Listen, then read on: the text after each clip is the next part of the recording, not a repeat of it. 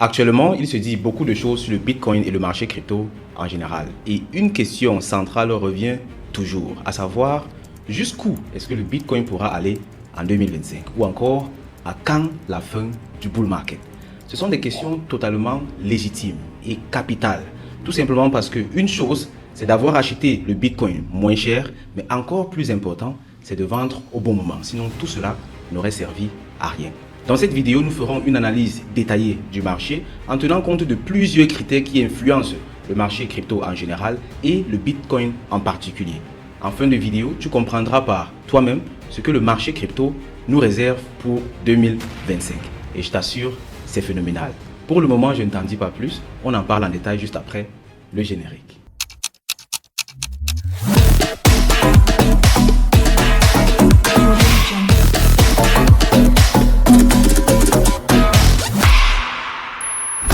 Au cas où tu me découvres pour la première fois, je suis le coach Zangé Nelson. Dans les années 2020, j'ai été victime d'une arnaque crypto dans laquelle j'ai perdu beaucoup d'argent.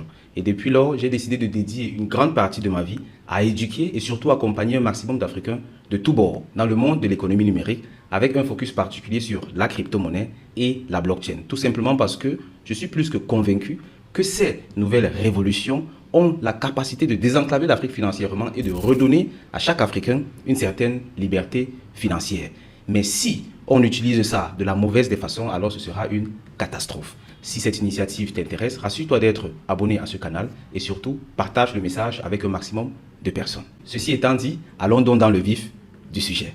Le Bitcoin en 2025. Pour cette analyse, nous allons explorer plusieurs critères que j'ai pris la peine de noter ici pour toi. En premier, nous commencerons avec l'adoption institutionnelle du Bitcoin. Ça, c'est très important et je pense que c'est le facteur le plus important dans l'écosystème crypto et blockchain dans ce cycle actuel-ci. En deuxième position, nous parlerons également du cycle post-halving parce que comme tu le sais très bien, le Bitcoin évolue en cycle. Ensuite, on parlera également des régulations et des politiques internationales.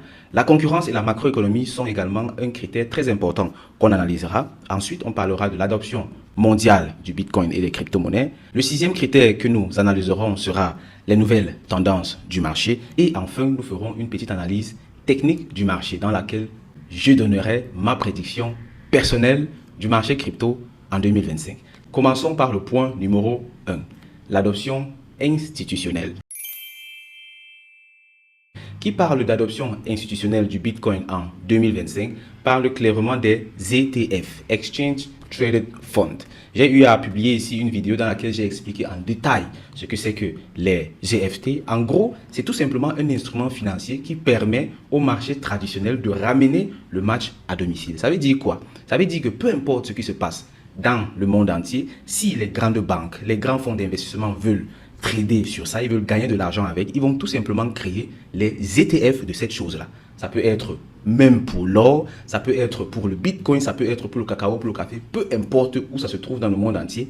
Les gars créent tout simplement une représentation virtuelle de cet actif que eux ils vont trader de façon virtuelle sur le marché et se faire beaucoup d'argent. Dans le cas du Bitcoin, vu qu'il est devenu un actif mondial, les ETF du Bitcoin ont donc été créés. Et ça a donc comme ça drainé des centaines et des centaines de milliards de dollars sur le marché du Bitcoin. Et si cette tendance se poursuit en 2025, alors ça va considérablement contribuer à la hausse du marché. Et la particularité des ETF, c'est quoi? C'est que ce sont des investissements institutionnels. C'est-à-dire que ce sont des entreprises qui achètent les ETF. Tout simplement parce que ces entreprises, soit à cause de la régulation, soit à cause du travail que ça demande, ne veulent pas aller ou ne peuvent pas aller directement sur le marché acheter du Bitcoin. Ces entreprises vont donc acheter plutôt les ETF du Bitcoin au travers d'entreprises comme BlackRock ou d'autres fonds d'investissement qui offrent ce genre de services. Et quand on parle d'entreprises, d'institutions, c'est beaucoup d'argent. C'est la raison pour laquelle les ETF à eux seuls peuvent avoir un impact considérable sur l'évolution du Bitcoin. Et jusqu'ici, ce qu'on observe, c'est une tendance grandissante des ETF. Donc, sur le point numéro 1, on peut très clairement conclure que le Bitcoin est super bullish. C'est-à-dire, il est bien parti pour 2025. Passons donc à présent au critère numéro 2, à savoir le cycle post-halving. Tous ceux qui s'intéressent à la crypto-monnaie, à la blockchain, doivent savoir que le Bitcoin évolue selon un cycle mécanique qui est clairement configuré dans l'algorithme du Bitcoin. Ça veut dire que chaque 210 000 blocs, environ chaque 4 ans, la quantité de Bitcoin qui est créée est divisée par 2. Alors, on peut imaginer ça en disant par exemple que dans une maison, chaque semaine, les parents donnent par exemple 10 dollars pour l'argent des beignets, du transport par exemple aux enfants. Et que chaque un mois, la quantité d'argent qu'on donne aux enfants est divisée par 2. Qu'est-ce qui se passe? Ce qui se passe, c'est que l'argent va devenir de plus en plus rare. C'est la même chose qui se passe avec le Bitcoin. La quantité de Bitcoin qui est créée est divisée par 2 à chaque cycle.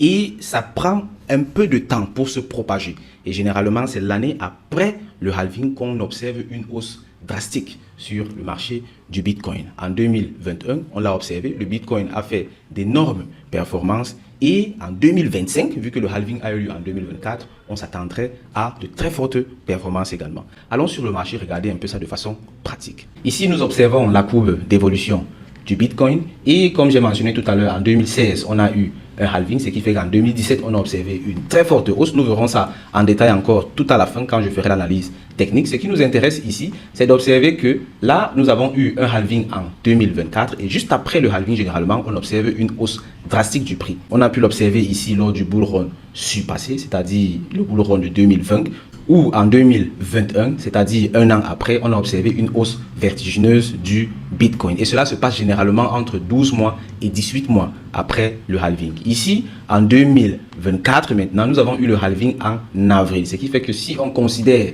les 12 à 18 mois, tu comprends donc très vite qu'on se retrouverait entre avril 2025 et septembre 2025. C'est la raison pour laquelle plusieurs analystes, plusieurs experts parlent de la fin du bull run en septembre 2025. Mais dans tous les cas, le halving est toujours bullish. Tout simplement parce qu'il y a moins de Bitcoin sur le marché et fait quoi, de toutes les façons, le prix va augmenter parce qu'en même temps que la quantité de Bitcoin diminue sur le marché, le nombre de holders, c'est-à-dire le nombre de personnes qui s'intéressent à la crypto et qui veulent acheter du Bitcoin augmente. Et quand on voit l'adoption institutionnelle avec des entreprises qui veulent investir dans le Bitcoin, alors on comprend très bien que quand ça va déclencher, alors ça pourra être vraiment violent. Donc sur le critère numéro 2, à savoir le cycle post-halving, le Bitcoin est une fois de plus bullish pour 2025. Passons à présent au point numéro 3, à savoir la régulation et la politique. Ici, on va parler principalement de l'influence de Donald Trump sur le marché de la crypto, parce que tout le monde doit le savoir. Si tu es dans l'écosystème crypto et blockchain, tu dois le savoir. Est très pro Bitcoin. Et vu que jusqu'aujourd'hui encore, ce sont les États-Unis avec le dollar, le pétrodollar, qui gouvernent un peu l'économie mondiale, toute adoption institutionnelle du Bitcoin à ce niveau provoquera automatiquement ce qu'on appelle du FOMO, le Fear of Missing Out chez les autres États, dans les autres gouvernements, provoquant ainsi une adoption en cascade. Ce qui fait que la politique de Donald Trump, bien qu'il soit un politicien et que les politiciens, on l'a toujours écouté avec les pincettes, est très pro-Bitcoin. Et ça pourrait faire en sorte qu'une vague d'adoption du Bitcoin dans le monde entier soit déclenchée. En plus de cela, on parle de plus en plus de réserves stratégiques en Bitcoin. Ça veut tout simplement dire que les États commencent à accumuler le Bitcoin exactement comme ils accumulent de l'or. Et de toutes les façons, le Bitcoin, c'est de l'or numérique. Donc, c'est tout à fait logique. Et personnellement, je pense que c'est inévitable que les États commencent à accumuler du Bitcoin comme des réserves stratégiques. Et dès que ça se passera donc du côté des États-Unis, on observera donc un enchaînement en cascade. Concernant les réglementations, c'est encore mitigé au niveau mondial. Plusieurs pays sont pro-Bitcoin, comme les États-Unis, l'Argentine, la RCA, le Salvador, la Russie, la Chine qui est en train de rechanger sa position, Singapour également qui est très pro-crypto. Et pendant ce temps, il y a d'autres pays qui sont encore à la traîne. Donc sur le point numéro 3, on est très mitigé. Les politiques sont assez favorables et les réglementations sont assez mitigées. Passons donc à présent au point numéro 4, à savoir la concurrence et la macroéconomie. Ce qu'il faut savoir, c'est que le Bitcoin a de la concurrence. Le Bitcoin en tant qu'actif numérique, c'est un outil d'investissement. Ça veut dire que partout ailleurs où on peut investir est une concurrence pour le Bitcoin. Et de façon générale, on a la finance traditionnelle dans laquelle on peut investir et on a la finance décentralisée dans laquelle on peut investir avec le Bitcoin. La finance traditionnelle étant caractérisée par le fiat et puis toutes ces monnaies fiduciaire. Et de façon générale, ce qui se passe, c'est que quand ça va bien dans la finance traditionnelle, ça va moins bien dans la finance décentralisée avec le Bitcoin. Et quand ça va mal dans la finance traditionnelle, alors ça va bien dans la finance décentralisée. Et ce qui se passe en réalité, c'est que dans la finance traditionnelle, quand les choses vont mal, par exemple les taux d'intérêt sont très élevé, les personnes empruntent moins d'argent. Ça veut dire que les gens prennent moins de risques et ils vont donc se retrouver moins du côté du Bitcoin. Pourtant, quand c'est le contraire et que les taux d'intérêt, par exemple, sont très bas, l'argent devient gratuit, les gens empruntent donc beaucoup et sont donc enclins à investir dans des actifs beaucoup plus risqués. Et ils vont donc venir comme ça dans la finance décentralisée, investir dans le Bitcoin. À ce niveau-ci, je ne peux pas dire grand-chose parce que ce sont des actualités qui se suivent au jour le jour. On a principalement la Federal Reserve du côté des États-Unis qui a un peu comme ça le monopole en termes de taux d'intérêt dans le monde entier parce que quand ils règlent le taux d'intérêt, ça se répercute partout dans le monde entier. La Chine a également un gros mot à dire sur ce marché et dans tous les cas, le calendrier des activités économiques mondiales est disponible sur les différents sites web économiques. Je vais mettre les liens juste en dessous et tu peux aller là-bas t'informer et au fur et à mesure que l'actualité évoluera, tu pourras donc estimer dans quel sens est-ce que le marché pourrait aller. Donc ici, nous sommes assez neutres. Passons à présent au critère numéro 5, à savoir l'adoption mondiale. Si jusqu'ici cette vidéo t'intéresse, alors rassure-toi d'être bien abonné à ce canal et très important, partage cette vidéo avec 2 personnes que tu aimerais voir réussir en 2025.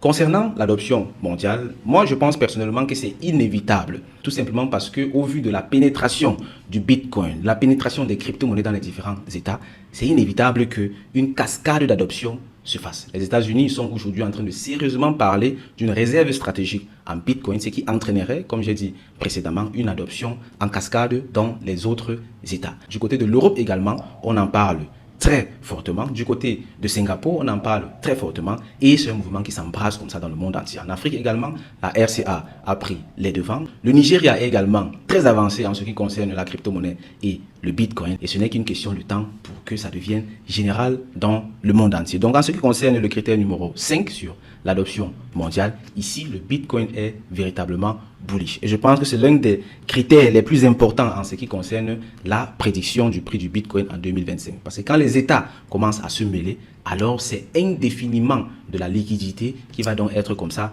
drainée vers le Bitcoin. Rappelons-nous de ce qui s'est passé avec l'or. Quand les États ont commencé à accumuler de l'or comme réserve stratégique, ça a été la débandade totale dans le monde entier. Et on a très bien vu à quel point le prix de l'or a explosé. La même chose pourrait se passer avec le Bitcoin. À présent, le critère numéro 6, les nouvelles tendances, les nouvelles technologies.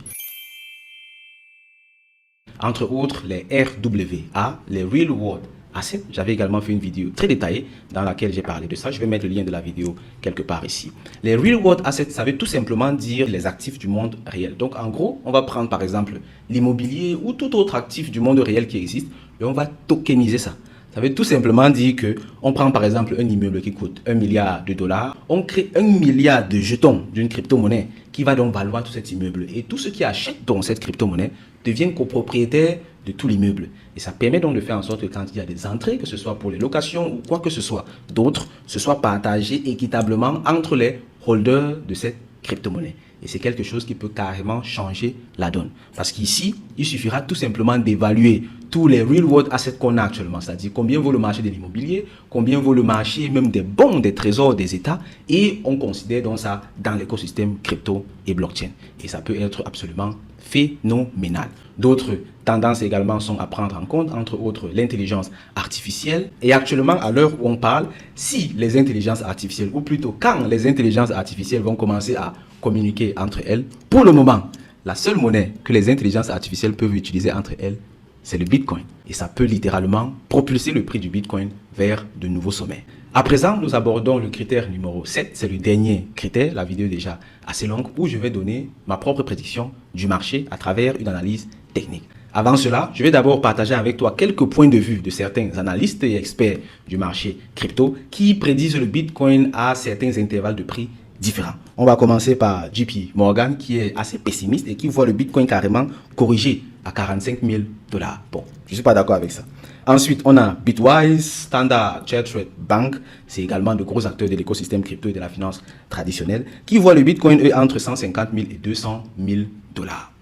Ensuite, on a d'autres experts de l'écosystème comme Tom Lee ou encore Blockware qui voient le Bitcoin, eux, entre 250 000 et 500 000 dollars. Là, on commence déjà à être assez optimiste, mais ce n'est pas encore extrême. Les extrémistes sont entre autres Cathy Wood, la fondatrice d'Ark Invest, et Michael Saylor, le fondateur de MicroStrategy, qui, eux, voient le Bitcoin carrément à 1 million de dollars. Et je te rappelle, ce n'est pas n'importe quel acteur du marché. Donc, quand tu vois le Bitcoin jusqu'à 1 million de dollars, certes, ils justifient ça avec l'adoption du Bitcoin par les États qui propulserait comme ça le prix du Bitcoin jusqu'à 1 million de dollars avant la fin de 2025. Et moi, le coach Zangué, qu'est-ce que j'en pense? Avant de te donner un chiffre, je t'amène d'abord sur mon écran. Faisons une petite analyse. Le Bitcoin suit un cycle de 4 ans lié au halving, comme on l'a dit précédemment. En 2017, le Bitcoin est passé d'environ 1000 dollars à pratiquement 20 000 dollars, faisant ainsi un fois 20. Le prochain halving, il est passé en 2021 d'environ 20 000 dollars à 69 000 dollars. Ça faisait environ du fois 3. Si on extrapole cela en tenant compte d'une croissance moindre, par exemple 1 fois 2 ou 1 fois 3 pour le cycle actuel, et qu'on parle du prix actuel du Bitcoin qui se trouve autour de 99 000, disons 100 000 dollars, 1 fois 2, ça ferait environ 200 000 dollars et 1 fois 3, ça ferait 300 000 dollars. Donc pour moi, avec cette petite analyse, je vois le Bitcoin clairement entre 200 000 et 300 000 dollars. Et si on fait une petite vérification en tenant compte de l'ATH, c'est-à-dire le all-time high, le point le plus haut que le Bitcoin a atteint, c'était environ autour de 110 000 dollars. Et qu'on considère le minimum, c'est-à-dire 200 000 dollars, ça voudrait dire que le Bitcoin peut encore faire dans les 80% environ. Ce qui est raisonnable quand on considère également la maturité, c'est-à-dire la taille que le marché a pris depuis le dernier bull market. Ce qui fait que pour moi, c'est une prédiction assez raisonnable que le Bitcoin atteigne les 200 000 dollars. Et quand tu regardes ici sur le petit graphique qu'on s'est amusé à tracer au CIA, on tourne justement autour de 200 000, 230 000 dollars. Ça, c'est en gros la prédiction que moi je fais du marché et je suis très curieux de savoir quelle est ta prédiction du marché. Très important également, donnez-moi vos points de vue en ce qui concerne les différentes analyses qui ont été faites ici. Est-ce qu'il y a des éléments que vous pensez qui pourraient compléter cette analyse? Le tout se passe dans les commentaires. Je prendrai le temps de lire les commentaires les uns après les autres et d'y répondre. Continuons donc cette conversation dans les commentaires. Pour ma part, c'est tout ce que j'avais à partager avec toi. On se retrouve dans une prochaine vidéo. Au revoir camarades. Bye bye.